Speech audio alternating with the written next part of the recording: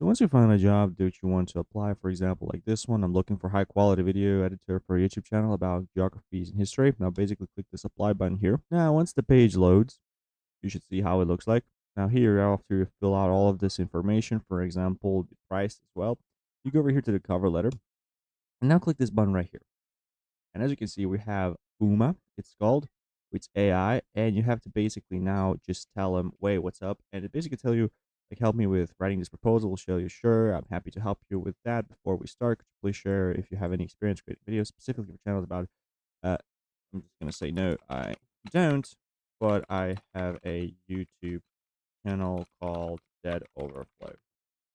And then you basically go back and forth with this AI and it will write you a nice cover letter which you can use. Now remember, this is just in beta. You might want to use ChatGPT, but this is pretty much here. And as you can see, it will fill you up all of this stuff. So yeah, this is pretty much how you can use AI to write. And if you click here, insert, it'll just tell you hello there. And yeah, this is how you can do it.